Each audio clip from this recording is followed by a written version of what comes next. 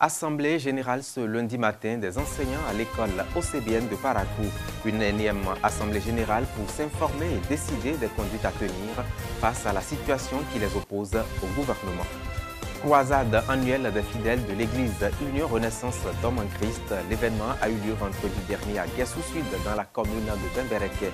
Une occasion d'action de grâce, d'intenses prières et de bilan. À suivre également les femmes du marché d'Antokpa sur l'appréciation des 2 ans de gouvernance du président Patrice Talon. Voilà pour le sommaire de cette édition.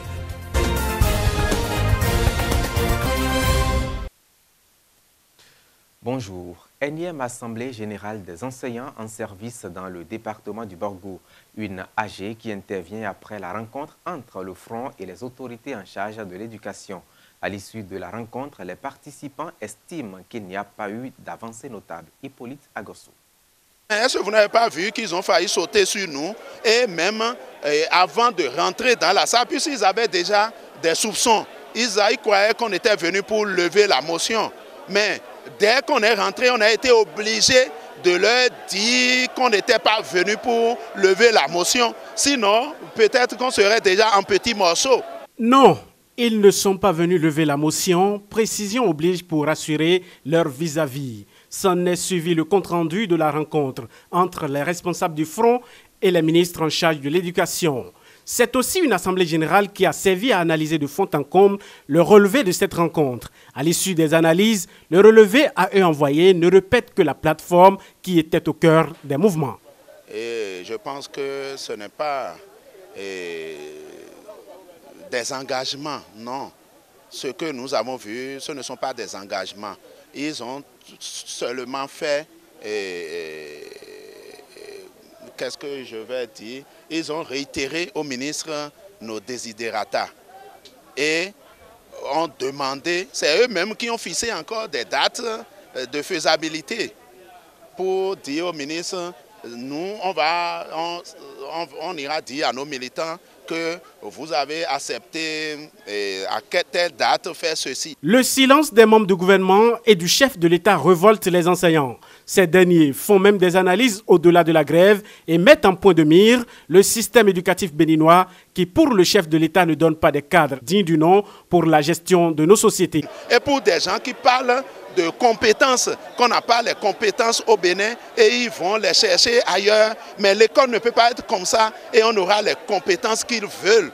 Il vaut mieux qu'ils sauvent l'école pour que les compétences arrivent, pour que les Béninois prennent en charge leurs affaires, que des étrangers viennent prendre en charge. Parce que si ça va continuer comme ça, si l'école sera toujours comme ça, c'est comme ça on ira inviter des gens qui ont arrangé leur école et leur école donne de bonnes choses. Ils viendront encore ici nous commander. Ce serait une autre forme de colonisation. Pas de satisfaction, donc pas de reprise et le mouvement se poursuit. Le compte rendu, moi ça ne m'a pas du tout rassuré. Ça ne m'a pas du tout rassuré. Puisque nous avons à tout moment eu ces protocoles d'accord qui n'aboutissent pas. Et ce qui m'a un peu frustré est que nous allons accepter ce protocole d'accord peut-être et les années prochaines, nous allons reprendre avec les mêmes mouvements qui n'arrangent ni les enseignants, surtout les apprenants. Nous, enseignants, nous voulons que l'école soit redorée de ses lettres de noblesse. Et dans ce sens, nous disons aux autorités de prendre la mesure de la chose. Elles savent, elles connaissent tous les problèmes qui minent l'école béninoise. Elles n'ont qu'à appeler les responsables à la négociation. Les négociations sont suspendues depuis plus d'1 mois. Et c'est nous avons encore la bonne foi de demander que le gouvernement convoque ces assises-là. Parlons maintenant religion. Les fidèles des 4 Nord de l'église Union Renaissance d'Homme en Christ étaient rassemblés vendredi 20 avril 2018 autour de leur pasteur pour rendre grâce au Seigneur pour ses merveilles. Après louanges et prières, le bilan des réalisations sous la direction du premier responsable a été fait. Un bilan satisfaisant qui lui a valu une voiture en récompense. Compte rendu, Inès Seignonomitosu et Marquet Capo.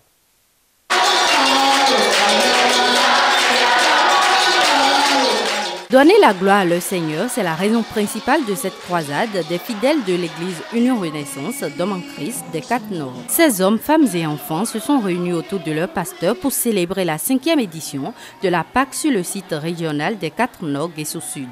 Un site qui, depuis sa création, ne cesse de se métamorphoser. Au début, le rôle aujourd'hui en tôle était couvert de bâches pour la première année. Les premières années, les souffrances, on en avait eu.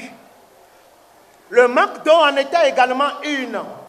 Pour solutionner tous ces problèmes énumérés ci-dessus, loin de Dieu des 4 Nord, de concert avec le comité suprême, des réalisations ont été amorcées et réalisées. Nous pouvons noter le podium sur lequel se trouvent actuellement nos pères spirituels que voici était en matériaux précaires. Mais aujourd'hui, comme vous le constatez, est dallé et même le rôle qui abrite les fidèles est tôlé.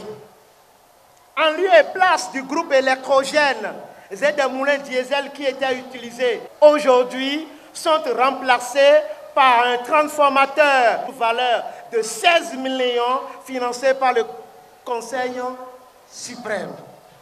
Des logements ont été construits, des latrines et des douches sanitaires sont érigées, une infirmerie équipée est déjà fonctionnelle pour les soins préliminaires des fidèles souffrants. À travers louanges et prières, ils ont rendu grâce à Dieu pour ses bienfaits. Plus spécialement, le premier devancier de cette communauté se veut plus reconnaissant. Ce jour, c'est un jour solennel. Un jour qu'on ne peut pas oublier, compte tenu de ce que le Seigneur m'a fait. J'ai été malade, j'ai fait des accidents. Le Seigneur m'a sauvé. Et pour ce que vous êtes en train de voir aujourd'hui, hier ce n'était pas ça. Il a fallu mon arrivée pour que le Seigneur m'utilise. Le fruit, c'est ça que vous voyez aujourd'hui. Il a saisi l'occasion de ce jour de réjouissance pour offrir un don à l'Église. C'est un don pour l'Église. Parce que nous avons des étrangers, surtout des dirigeants qui viennent de Cotonou. Bon, il faut qu'ils soient à l'aise.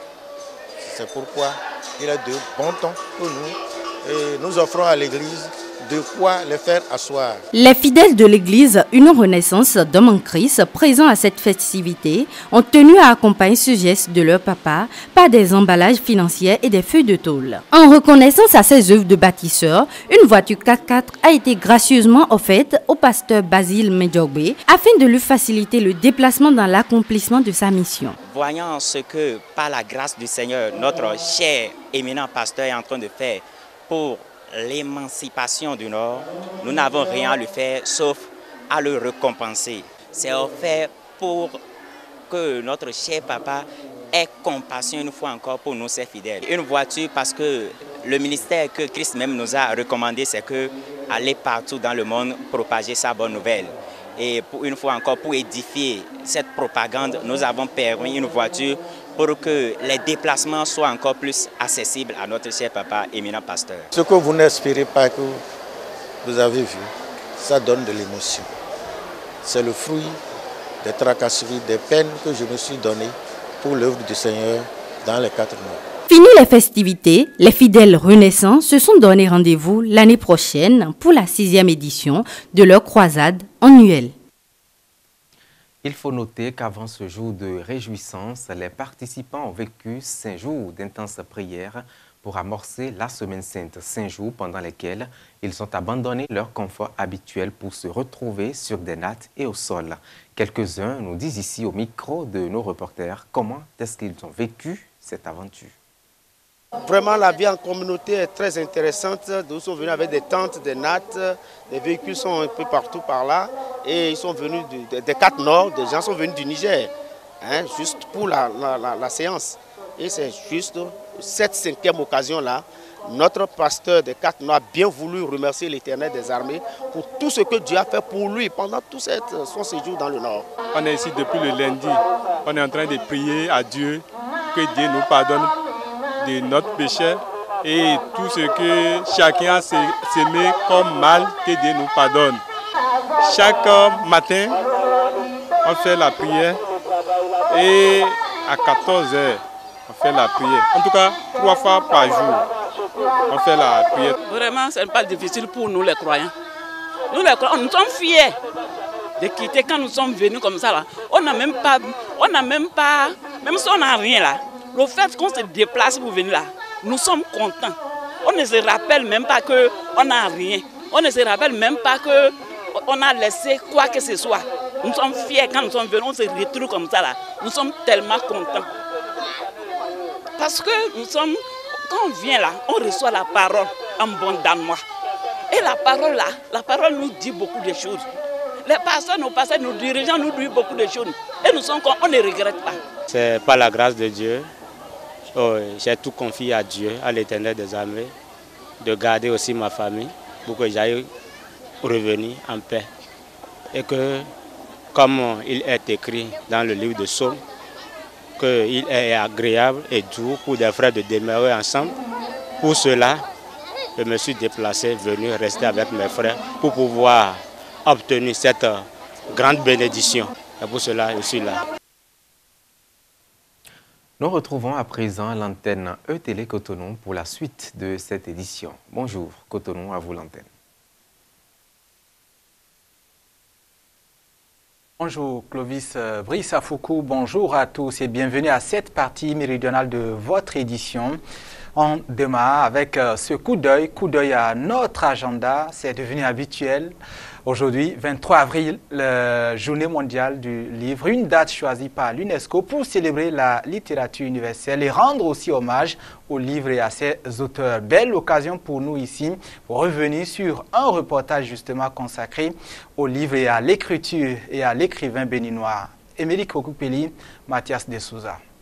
L'Afrique noire n'est plus seulement considérée comme le berceau de l'humanité, mais elle est également le berceau de l'écriture, a affirmé François Blonde, un célèbre écrivain français. Au Bénin, cette affirmation semble avoir tout son sens quand on jette un regard sur les œuvres littéraires dans les bibliothèques du pays.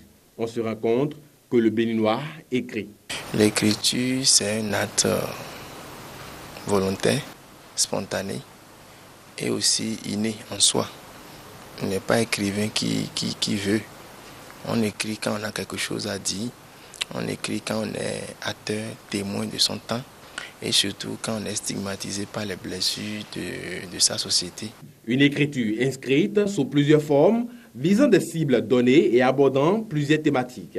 L'écrivain s'érige en éducateur, en informateur et exprime son ressentiment face à telle ou telle situation.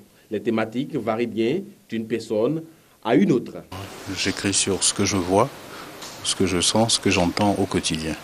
J'écris sur la fleur, j'écris sur la vie africaine de tous les jours, j'écris sur la vie des autres continents où je passe.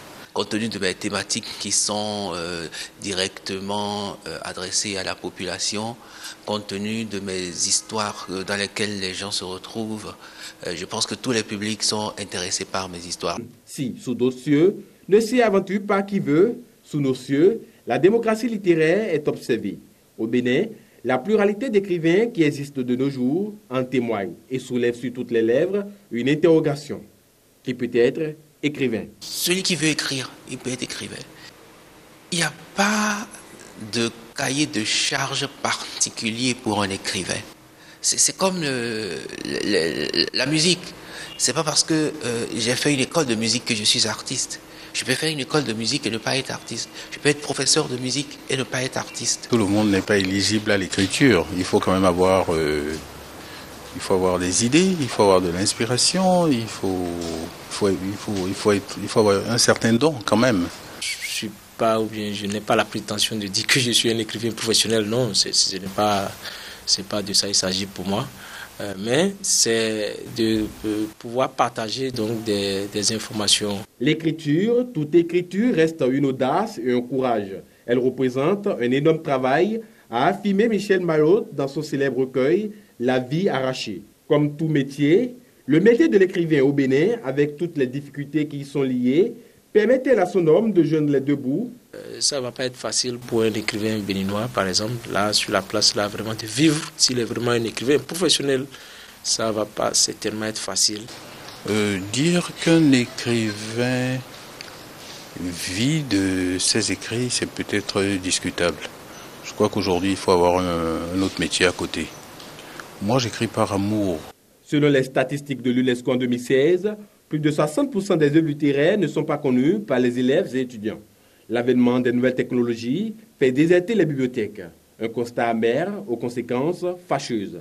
Les gens ne lisent pas à cause de l'Internet. Et aujourd'hui, c'est ça qui freine la connaissance de nos enfants en français. Parce qu'il y a aujourd'hui les cyber qui déroutent un peu les enfants. Le lectorat béninois est en infime partie. Le Béninois n'aime pas lire. Je dirais l'Africain en général. Nous n'aimons pas lire. C'est pourquoi la plupart du temps, nos écrivains ne sont pas connus. Les artistes chanteurs sont mieux connus que les écrivains, par exemple. Ce que les Béninois lisent, évidemment, c'est le Coran, c'est la Bible. Et là encore, c'est discutable. De toutes les façons, les livres cachent toujours un petit secret, quelle que soit la couleur de leur couverture, le sujet qu'ils abordent ou encore le nombre de pages qu'ils comportent. Et c'est d'ailleurs pourquoi Francis Bacon proclame que la lecture apporte à l'homme plénitude, le discours assurance et l'écriture exactitude. La situation légale des établissements supérieurs privés demeure pour le gouvernement une préoccupation. Quelques mois seulement après le déclenchement de l'opération d'assainissement du secteur de l'enseignement supérieur privé, on s'intéresse aujourd'hui à l'état des lieux. Les établissements privés d'enseignement supérieur au Bénin, mal d'hier et effort actuel. Une interview de Edwige Bidossé-Sibinazon et de René Arossi accordée au directeur général de l'enseignement supérieur. Il y a plusieurs étapes dans l'autorisation qu'on donne à un établissement pour exercer. Il y a d'abord la création. Il faut d'abord qu'il soit créé.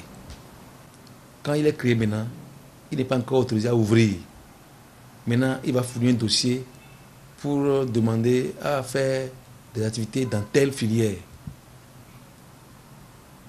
Et lorsque cela est accepté, on va maintenant aller voir si là où il veut faire ça là, si ça convient. Quand ça convient, on l'autorise à le faire. On l'autorise d'abord à ouvrir dans cette filière-là et également à maintenant commencer à exercer, donc à prendre des étudiants et à les former.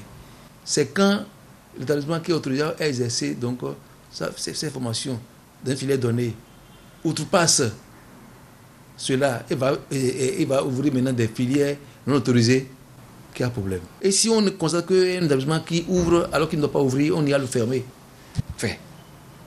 Et le 19 avril prochain, on va faire l'évaluation de ces examens-là pour voir ce qui n'a pas marché, pour qu'on puisse réajuster le tir. Le 24 avril prochain, nous allons, avec nos amis promoteurs, nous allons justement harmoniser les programmes de master aussi. Les étudiants sortis des universités nationales du Bénin et ceux sortis des enseignements supérieurs doivent être traités de la même manière. Pour qu'il en soit ainsi, il faut que ce qu'on a de faire actuellement là aille jusqu'au bout. Aille jusqu'au bout. Et pour que nous puissions dire que l'enseignement supérieur, c'est un et indivisible. Avril, mois de bilan pour le peuple béninois et le président de la République. Bilan d'ailleurs qui a justifié la sortie de Patrice Talon hier sur des chaînes internationales. Ici, on fait le bilan donc, mais cette fois avec les commerçants du marché d'Antokwa. Comment ces commerçants-là ont-ils vécu les 2 années de gestion du régime en place? Reportage de Marouf Abiola Boussari, Edwige Bidossé-Sibinazon, René Arossi. Maman Louisa est soucieuse et même désorientée. Depuis plus de 10 heures qu'elle est assise, rien n'a bougé sur son étalage de poissons. La morosité économique et la mévente les cœurs. Elle avoue que depuis 2 ans, le marché marche à reculons. De plus, elle estime que la gouvernance est dure. Elle ajoute qu'auparavant, tout était meilleur. Mais actuellement, rien ne marche, rien n'avance et nous sommes même fatigués de la vente. Comme elle, d'autres vendeurs et vendeuses du marché d'Antokwa crachent à notre micro leur mécontentement. De l'opération de libération de l'espace public à l'heure actuelle, le bilan selon eux est déplorable. 0, ouais. C'est 0. Il n'a rien fait de bien à nous les vendeuses du marché. Il nous a chassés de nos hangars et nous sommes sous le soleil. On n'est pas du tout content de lui. Non, non, pas du tout. On n'est pas content. Pendant 2 ans, là, c'est dette. Tout le monde vient au marché maintenant, là. C'est pour les bras en croix, pour souci. Et puis, c'est pas bon. Et blanc, mais vérité. Avec le président de la République, si cela ne reste qu'à lui seul, je dois être à la maison. Ça ne va pas. C'est à cause de grève que moi je suis revenu ici pour chercher de l'argent. Mais on ne trouve pas des bagages à charger. Les vendeurs ne trouvent pas à vendre. Et même celles qui se disent être les meilleurs soutiens du régime depuis son avènement avouent leur déception. Malgré toute notre affection, il ne nous a pas été reconnaissant. Nous l'aimons bien et nous n'avons rien reçu en récompense. On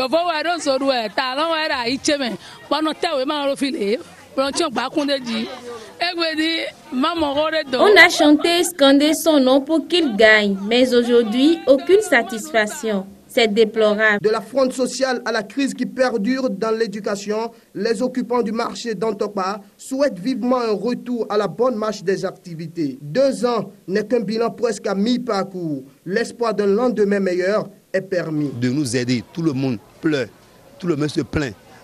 Notre argent est fini. On a fait prêt, finance, vital, mais tout est fini. Il n'a qu'à nous aider. Ça peut changer. Moi, je sais qu'avec Dieu, il n'y a pas l'impossibilité. Dieu fait toujours de son mieux. Il n'a qu'à nous aider pour que ça change. Pour rappel, les prochaines années seront meublées de vives agitations des différentes élections. Permettront-elles d'adoucir la fronde sociale? À chacun de répondre. Le bilan général nous édifiera et tout le monde avisera. Le Bénin, de retour des championnats africains de Scrabble francophone, a célébré son triomphe vendredi dernier. La compétition, on le rappelle, qui s'est déroulée dans la capitale malienne courant dernière semaine du mois de mars, a vu les écureuils imposer leur suprématie. 12 pays, là aussi, rappelle, 12 pays donc francophones étaient en lice. Et le Bénin a su classer ses challengers dans leur totalité en remportant 5 médailles, 2 argent, dont 3 argent, 2 en or. Un triomphe salué à l'occasion d'une cérémonie de félicitations vendredi dernier au ministère du Tourisme, de la Culture et des Sports. Le point de la dite cérémonie sur des images de René Arrossi.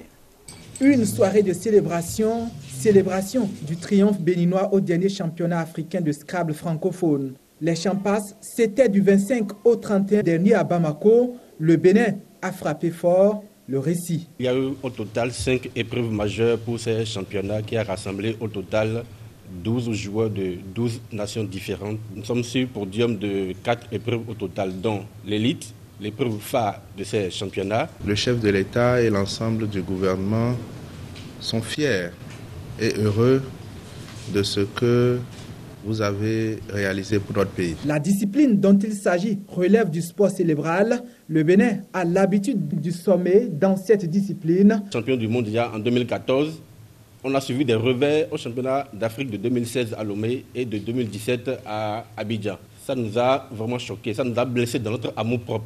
Et cette année, on s'est véritablement préparé. Cette année, l'efficacité de l'équipe nationale est attribuée à la touche du ministre des Sports. Nous sommes en train aujourd'hui d'aborder un autre cap qui est celui de donner des moyens à des fédérations qui, tous les jours, montrent qu'elles sont organisées et qu'elles sont capables d'avoir des résultats. Monsieur le ministre, c'est mon deuxième remerciement. Notre soutien à votre fédération est un soutien qui va se consolider, qui va s'intensifier parce que vous le méritez.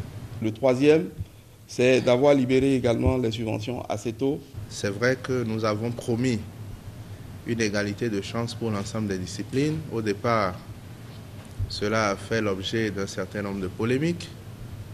Nous sommes heureux aujourd'hui, 2 ans seulement après, que vos performances nous aident à donner la preuve à nos concitoyens qui avaient douté à l'époque que nous n'avons pas eu tort.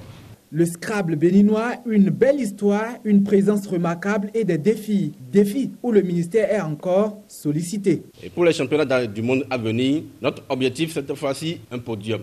Sinon, la première place à l'épreuve classique, nous envisageons également être à la finale du championnat de pair. L'État va jouer son rôle. Nous allons continuer à vous soutenir. Je voudrais m'engager avec vous sur le projet Scrabble à l'école. Parce que je crois qu'il est important que cette discipline se vulgarise, se popularise, surtout en milieu scolaire. Le Scrabble à l'école béninoise, l'un des défis, une vision pour garantir la discipline, une survie, voire une pérennité sereine. Info 13h, le Bénin méridional comme il va, avec votre fidélité toujours renouvelée, jamais à condition. La suite de cette édition, Clovis Brice Afoukou, Parakou. Voilà, Latifou Boni, merci pour toutes ces informations. C'est sur votre intervention que nous mettons un thème à ce journal. Merci, amis téléspectateurs, de l'avoir suivi. À très bientôt sur ETélé.